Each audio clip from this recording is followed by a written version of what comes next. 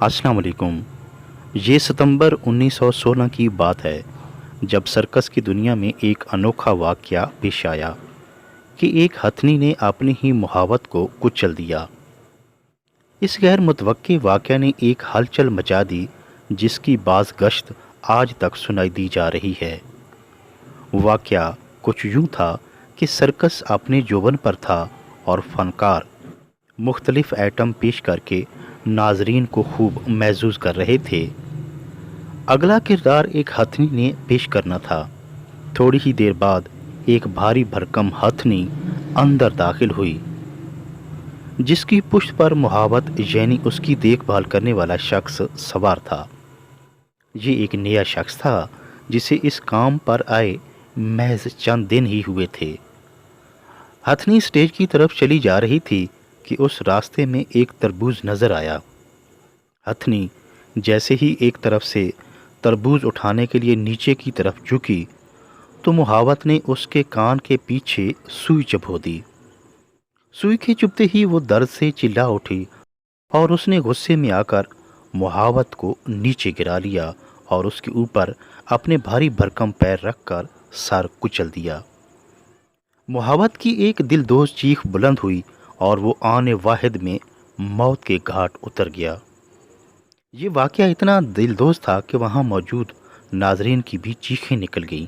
یہ خبر جلد ہی ملک میں پھیل گئی کیونکہ اخبارات نے بھی اسے خوب مرچ مسالہ لگا کر بڑھا چڑھا کر بھیانک انداز میں پیش کیا اور بدمست ہتھنی کو مطعون کیا۔ اس ہتھنی کو میری کلر کے نام سے پکارا جانے لگا۔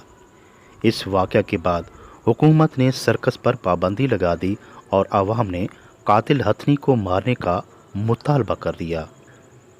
سرکس کے مالک نے حکومت اور لوگوں کو سمجھانے کی کافی کوشش کی لیکن معاملہ زور پکڑتا گیا۔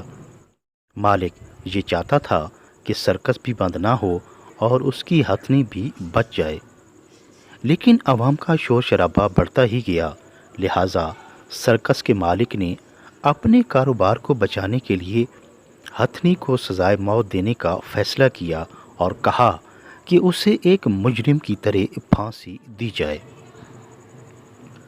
پھانسی کا دن اور وقت مقرر ہوا، لہٰذا اسے پھانسی دینے کے لیے ٹرین کے ذریعے دوسرے شہر منتقل کیا گیا۔ پھانسی گھاٹ پر لوگوں کا ایک جمع غفیر موجود تھا جو دنیا کی اس انوکھی پھانسی کو دیکھنے آئے تھے۔ بھاری بھرکم ہتھنی کو کرین کے ذریعے پھانسی دی جانی تھی۔ پہلی بار جب کرین نے ہتھنی کو اٹھایا تو چین ٹوٹ گئی اور وہ دھڑام سے نیچے آ گری۔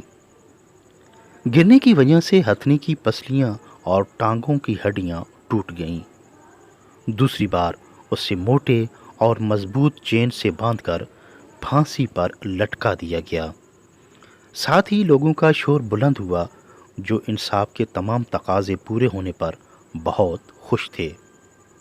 انہوں نے نوجوان محبت کا بدلہ آج لے لیا تھا، جبکہ کچھ لوگ ایک بے زبان جانور کو پھانسی پر لٹکانے کے حق میں نہیں تھے۔ مقررہ وقت کے بعد جب ڈاکٹر نے مرنے کی تصدیق کر دی تو ہتھنی کو نیچے اتارا گیا۔ ڈاکٹر نے ایک بار پھر ہتھنی کا بغور معائنہ کیا۔ ماہر ڈاکٹر یہ دیکھ کر حیران رہ گیا کہ بیچاری ہتھنی تو بیماری کا شکار تھی اور اس حالت میں اس سے سرکس میں کام لینا بذات خود ایک ظلم تھا۔ ڈاکٹر بھرائی ہوئی آواز میں تفصیل بتاتے ہوئے بولا کہ ہتھنی کے آخری دانت میں شدید انفیکشن تھا جس کی وجہ سے وہ کافی تکلیف میں مبتلا تھی اور اسی دانت کے پیچھے ناتجربہ کار محاوت نے سوئی چبھوئی تھی جس سے ہتھنی کی تکلیف میں اضافہ ہوا۔ وہ درد سے چلا اٹھی اور تڑپنے لگی۔ اسی دوران محاوت اس کی پشت سے نیچے گر گیا اور کچل کر مارا گیا۔ ڈاکٹر خاموش ہوا تو لوگوں نے تعصب کا اظہار کیا کہ ایک معمولی سی لاپرواہی کی وجہ سے محاوت بھی مارا گیا۔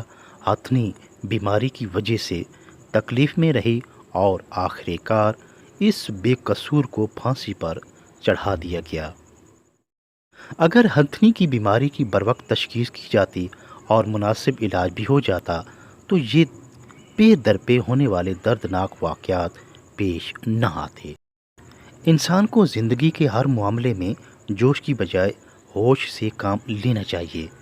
بغیر تحقیق و ثبوت، اجلت اور جوش سے کیا جانے والا فیصلہ انصاف کے تقاضے پورے نہیں کر پاتا اور بعد میں ندامت کا باعث بنتا ہے۔